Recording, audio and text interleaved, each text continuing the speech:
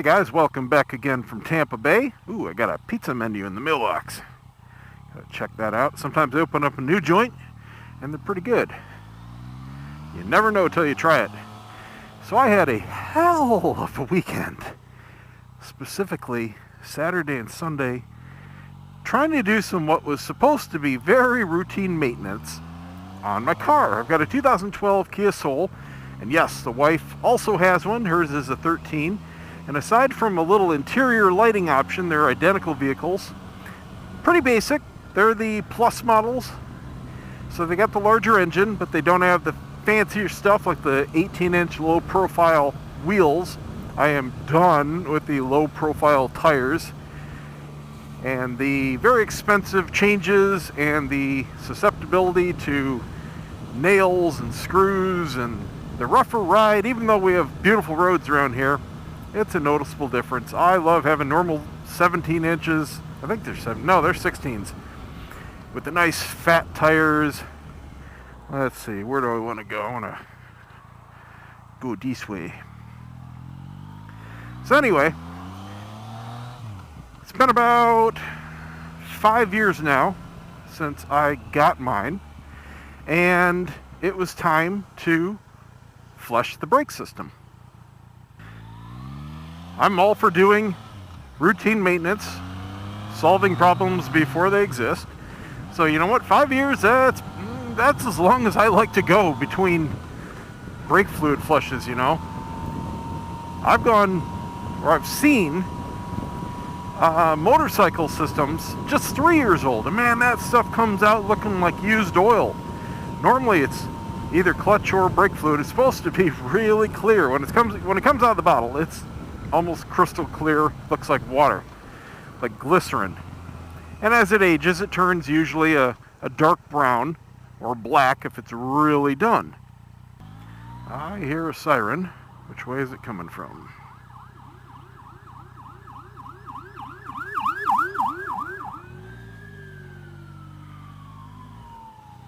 Wow, amazing. People pulled over. That's a rare thing around here.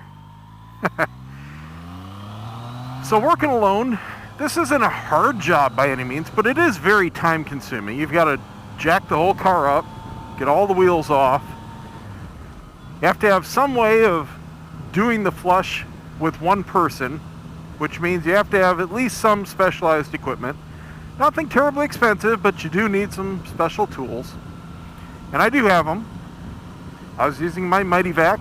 I've used that on all the flushes that I've ever done. All the vehicles. Never had a problem. So, I get in there. I get to the first wheel, which is the passenger rear, farthest away from the master cylinder. And I start pumping. Wow. It wasn't bad at all. After 5 years, it had barely turned a light yellow. That was it. Unbelievable. And obviously I know it hadn't been done before. So, alright, well, I'm already in it. Might as well keep going. I mean, it was so light that it was hard for me to tell when the new fluid started pumping out. Let me put it that way. So bear that in mind. Kind of like that U-turn accident I had. This story has the punchline of, I didn't even need to do it. Okay, so start doing it, and if you've never done it before, it's real simple to do. You've got these little nipples. They're metal nipples. You put your rubber hose on it and you crack it a little bit, and it allows fluid to flow through the center, kind of like a tire valve, right? And all you need to do is crack it, usually about a quarter turn, and it flows as fast as it's going to come out. Well, in this particular nipple, and it's just threaded in like a screw, like a bolt, this particular nipple leaked like a sieve around the threads. I mean, just starting to crack it open. Anything but locked down. It was just bubbling air out the threads into the suction tube. So the problem with that is you can accidentally get air back into the system, because if it's coming out, it can also go in. So you always have to maintain high vacuum to make sure that the system is never wanting to put air back in. And that can be a little tricky. And two, it makes it really hard to tell if your system is bled, because the only way you know that you don't have air in the system is if you don't see bubbles. And normally, if it's not leaking around the threads, if you don't see any bubbles, you're good. But if you do, you keep on going. Well, you can't tell when to stop. So you kind of have to judge it by the pedal feel at that point, which can get a little janky. So anyway, I get that done after quite a long time, and my wife is finally home, so I have her help me finish the job. Now, when you have two people, this can go a lot faster. You no longer have to use suction. You can just have somebody else sit in the driver's seat and pump the pedal, and that produces pressure, and it pushes the new fluid through instead of sucking it. Either one works just fine, but the two-person method is a lot faster. So I move on through the other three, and this was my fault. I did not instruct her well enough, and I assumed that she kind of knew the terminology I was using. Well, long story short, she wasn't telling me when her foot was on the floor and when it lost pressure. So she ended up holding it down without any pressure, and I started sucking air back into the system. It just, it was a nightmare. So I then had a system with a ton of air in it. It turns out at all four wheels. So yes, I was sucking air back in using the Mighty Vac on the one that was leaking on the threads, and the other three because I wasn't actually producing pressure during the flush. Cool little bike. I think that's the new Kawasaki, the little competitor to the Grom. Never seen one on the road yet. Thing really is tiny. You don't know how small those bikes are until you see a bigger person on it. Usually it's, the 20-somethings, the very thin 20-somethings that are buying them. That's a great fit. But holy moly, you putting an actual adult on there? Circus toy. And he's not that big of a dude. He looks like he's maybe 5'8", and he already makes it look tiny. I thought it was a scooter rolling up on it, but it's not. Still a cool little bike. So, anyway, the next day rolls around, and it was a very hectic weekend because I was also having a party. I was barbecuing and had friends over, and I was doing a bike repair on Three Bears Bobber, on Josh's Bobber. One of the new rear wheel bearings was just getting a little loose, and you could hear it slapping around a bit on the inner collar. So I ordered new bearings for him. After all, I put it together. And we'd been just waiting on schedules to have him come over so I could do the swap. Now, the only thing I can think of is that one of the bearings didn't quite seat correctly. And I don't mean it was in the wrong position. I think I just might not have cleaned out the actual wheel hub well enough when I first installed it. One of the bearings, it took quite a bit of effort using the slide hammer and puller to pop it out, and then the other side came out on the first hit. And there was a good bit of grease right around it. So it wasn't really in the wheel as well as it could be. So I cleaned it all out. It went in a lot better than it came out. Should be all fixed, no big deal. But we had all that scheduled, and here my car is stuck in the garage where the wife is usually parked, taking up space. I was pissed, man. I even went to Harbor Freight and got one of the one-man air tool suction kits, which didn't work at all with my compressor because I've got the little tiny one, little 3-gallon, not meant at all for any kind of device with constant airflow, like an air gun or especially vacuum brake bleeder. Do not even attempt it. You get literally 10 seconds of work and then 5 minutes of waiting for a recharge. Rinse and repeat about 30 times. And to top it all off, because it wasn't constant suction, it was no better than the Mighty Vac. But what was really cool about that kit, it was 33 bucks.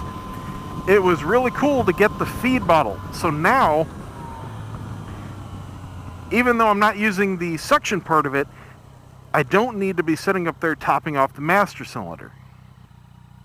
So Josh came over early, and he knows cars, of course. So he helped me finish now bleeding the brakes. They were already flushed. The suction kit did actually flush the system, but like I said, once it started losing PSI, it's not good. It's just not good. And that one fitting was just sucking in air every single time you tried to do it. You cannot use any kind of suction methods, whether it's an air tool or a Mighty Vac, with a bleed nipple that is leaking around the threads. You absolutely must use a pressure swap. So he got in there, he knows what the pedal's supposed to feel like, how to maintain pressure, and we got it all done in about 10 minutes. And a ton of air just came out of the system. I mean, it was just bubbling and spurting and popping. There was a ton of air in there. I'm just running up to the dealer real quick here to see what the status is of this dang Quickshifter that's been on back order since April. I'd forgotten about it. I just remembered it pulling out of the garage. I hadn't heard anything from them, and they do have the habit of not calling me when parts are in, so I'm being proactive. The back order date has changed 4 times on me already, so I wouldn't be surprised if it's just not in though. So it was an absolute nightmare, bottom line, getting that system bled, but it came out fine. And of course the kicker, I probably could have gone another 5 years on that fluid. It was that good. I'm really amazed. Alright guys, that's it. Let's see if my part's in here and toss that on if it is. So apparently, Yamaha really hates FZ09 Quickshifters. It was ordered way back in April, and this is now the 5th time it's been bumped back. Parts guy's actually been on it. He actually had in his hand, as I walked in, a list of his back ordered parts, and I'm the second to the longest. He said he's got a Kawasaki part that's been back ordered since January. But the bottom line is, Yamaha just pushed this part back again to October 15th. And he searched the dealer database, and there was only one dealer up in New York who had one. They're obviously not going to treat it, because that's a hot commodity. I've seen them on eBay. They do exist. There are a few people that have already installed them, and they work great. But they're going for over twice as much as what I paid for this one. So I'll continue to wait. It's not like it's a repair item or anything actually needed. It's just a little fun thing. I'm not willing to spend an extra $140 just for a little fun thing. That's the premium they're fetching on eBay. And to all the overseas folks that like to leave all the rude comments about, you don't know what you're talking about, it's got a quick shifter already, it's standard. You are dead wrong. The US and Canada have the FZ09, and the only difference is the lack of the quick shifter. It's optional for us. If you have an MT09, yes, it's standard. Yamaha has a lot of differences country to country on even the same bike. It's not always just the name, it's sometimes the equipment. On the FJR, for example, US gets standard soft side luggage and Canada doesn't. It puts immobilizer chips on some countries and not others. There are a lot of differences. So that's it for today, guys. I'm going to continue on a ride here, and we'll see you next time.